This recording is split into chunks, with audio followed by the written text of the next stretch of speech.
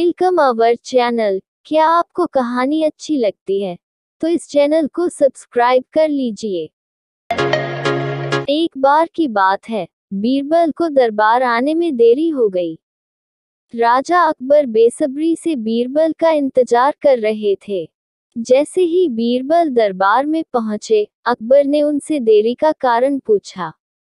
बीरबल कहने लगे कि आज जब वह घर से निकल रहे थे तो उनके छोटे छोटे बच्चों ने उन्हें रोक दिया और कहीं न जाने की जिद करने लगे।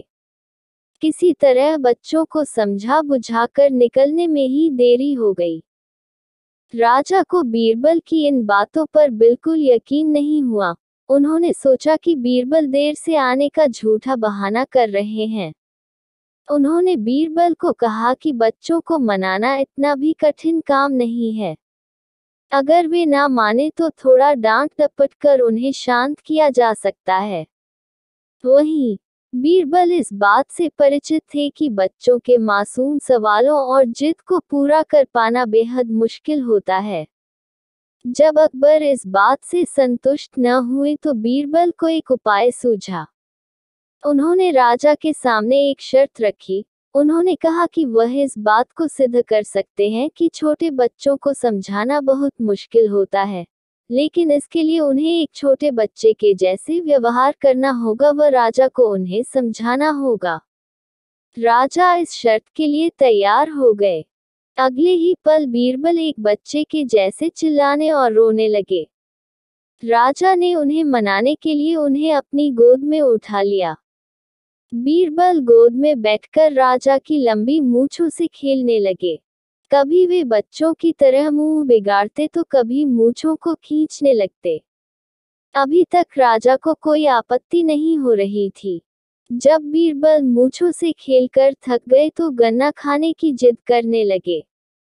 राजा ने बच्चा बने बीरबल के लिए गन्ना लाने का आदेश दिया।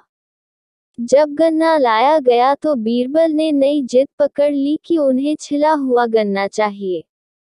एक सेवक द्वारा गन्ने को छिला गया। अब बीरबल जोर जोर से चीखने लगे कि उन्हें गन्ना छोटे छोटे टुकड़ों में कटा हुआ ही चाहिए।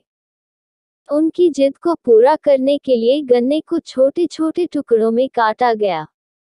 जब राजा ने इन टुकड़ों को बीरबल को खाने के लिए दिया तो बीरबल ने उन टुकड़ों को जमीन पर फेंक दिया। राजा को यह देखकर बहुत गुस्सा आया।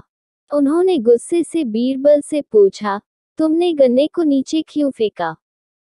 चुपचाप से इसे खा लो। डांट सुनकर बीरबल अब और भी जोर से रोने व चीखने लगे।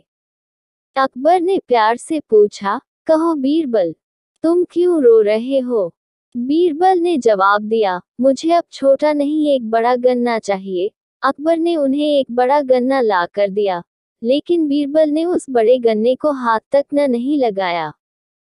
अब राजा अकबर का गुस्सा बढ़ रहा था। उन्होंने बीरबल से कहा कि तुम्हारी जिद के अनुसार तुम्हें बड़ा गन्ना ला कर दिया गया है, तुम इसे न खाकर रो क्यों रहे हो? बीरबल ने जवाब दिया, मुझे इन्हीं छोटे छोटे टुकड़ों को जोड़कर एक बड़ा गन्ना खाना है। राजा ने बीरबल की इस जिद को सुनकर अपना सिर पकड़ लिया और अपनी जगह जाकर बैठ गए। उन्हें परेशान देखकर बीरबल ने बच्चा बनने का नाटक खत्म किया और राजा के समक्ष गए। उन्होंने राजा से पूछा, क्या अब आप इस बात से सहमत हैं कि बच्चों को समझाना यकीनन एक मुश्किल काम है? राजा ने हाँ में सिर हिलाया और बीरबल को देख मुस्कुराने लगे। कहानी से सीख। इस कहानी से हमें यह जानने को मिलता है कि बच्चे बहुत मासूम होते हैं। अक्सर हम उनके नादान सवालों का जवाब नहीं दे पाते हैं, लेकिन फिर भी उन्हें प्यार से समझाकर व अनेक उदाहरण देकर उनकी जिद व जिज्ञासा को शांत किया जा सकता है।